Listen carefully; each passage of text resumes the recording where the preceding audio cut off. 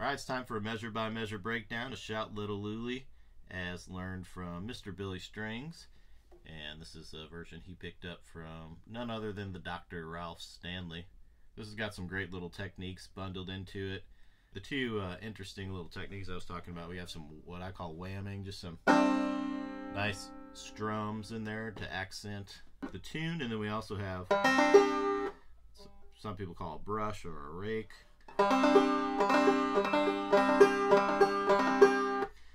Both of those interesting techniques there always start in the last beat of the previous measure. So for instance, our pickup note here, it's starting on the last beat of the pickup measure, and you'll notice that's going to be recurring throughout the tune. We're going to go through measure by measure and break it up that way, but it is going to feel and sound a little strange when we do so, because we're going to be cutting some of those techniques off in a weird place. But we'll put it together ultimately and it'll make sense for you. The first measure, full measure of the tune, which is really measure number 1 and 2 in your tab, first line of the tab. There's what I was talking about already. We have the brush, and if you didn't watch the mess around video and you haven't already messed around with this on your own, the brush, the way Billy shows it, starting on the 3rd string, your finger's just going to play 3rd, 2nd, 1st in a graduated manner, and then end on the 5th string. Now, I would say practice that brush individually.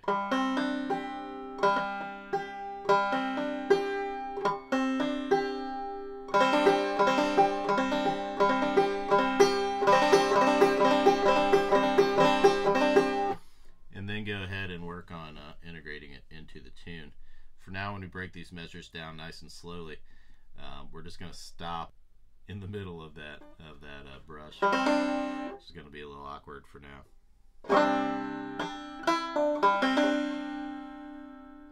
Next measure starts at the end of that brush. Right?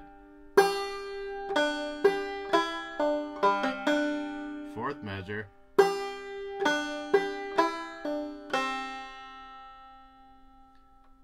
4th measure again.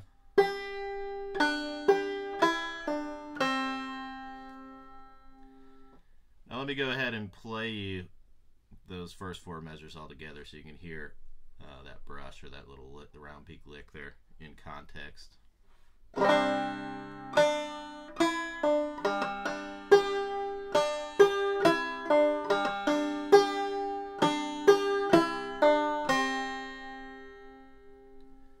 Should make more sense that way. Alright, with that in mind, let's move on to measure 5.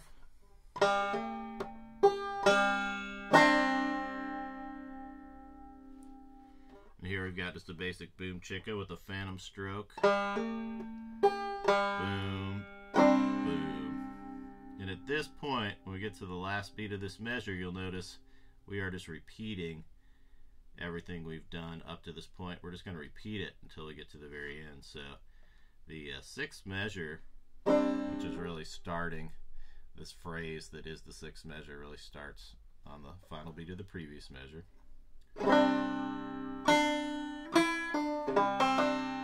That's the same as your first official measure of the arrangement, same as your second, what's labeled as the 2nd measure, which means the 7th measure is the same as the 3rd. The 8th measure is the same as the 4th. 9th measure, same as the 5th.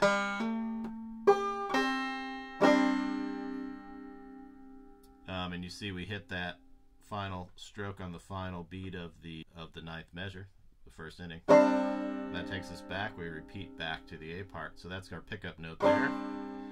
Takes us back. We repeat all the way through the A part. Get to the 2nd ending. At this point, the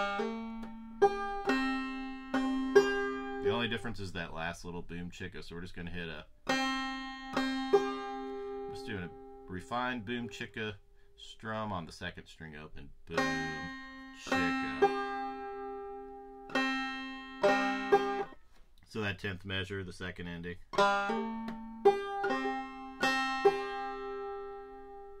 And that's going to take us into the B part. The B part's a lot of fun here. Just a lot of kind of straight boom chicka playing with some hammer-ons and pull-offs for effect. A little phantom stroke here or there. So let's go ahead and check that out. Here's the first measure of the B part, measure 11.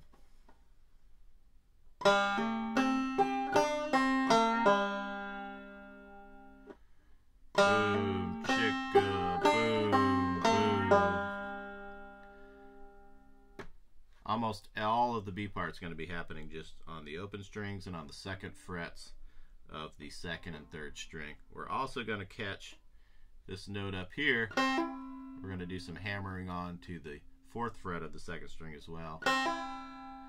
This is a note you can get on up here on the first string of the second fret if you want, same note. But I'm following along with Billy's lead there and catching that note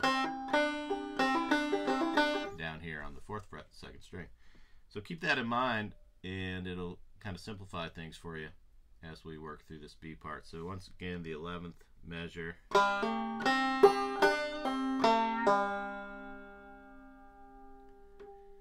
Take a look at the 12th measure. Got a little phantom stroke followed by a regular boom chicka with a little split boom note there. Boom chicka, boom chicka. There's that fourth fret note coming in. Boom chicka, boom chicka. Recommend using your third finger for that fourth fret note, and I use just my first finger for the second fret notes on both the second and the third strings. Alright, at this point, let's take a look at measure 13. Here we're essentially just looking at some variations on the same basic ideas that we've already played in the first measure here of this part. Let me do that for you a little more slowly.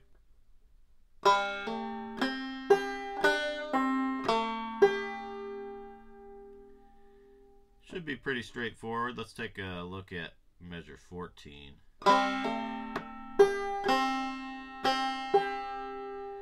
That's a familiar phrase because we've already done that in the A part. That's how we ended the A part. So with that in mind, we'll cruise on to measure 15, and this is a repeat of the first measure of the B part. This is a repeat of measure 11.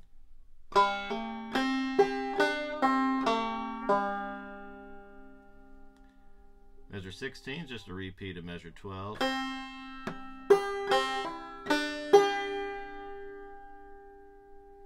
Measure 17, we've got a repeat of measure 13. So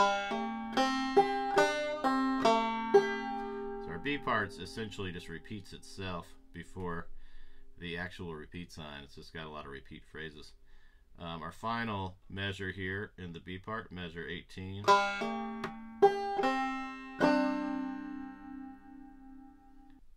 Well, that's the measure by measure breakdown of Shout Little Lulie. Hope you enjoyed that. Hope that was helpful for you. If you have any questions, just let me know. You can always send me an email directly at ryan@playbetterbanjo.com. Let me go ahead and play you the whole tune nice and slowly, just the way it's written in the tab. Help you get a feel for how those different licks and ideas kind of fit over the measures.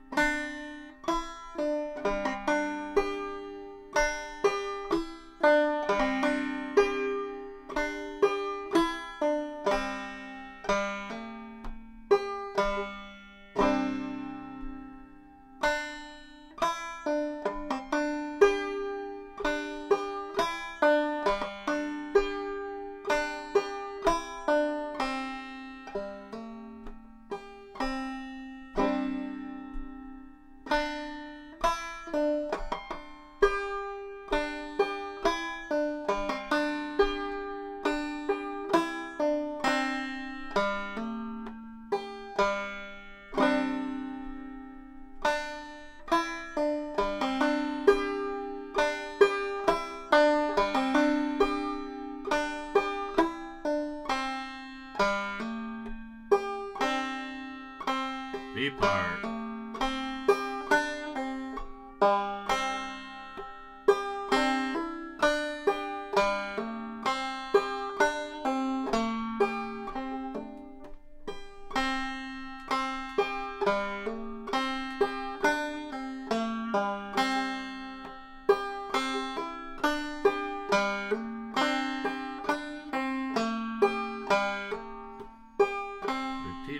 part.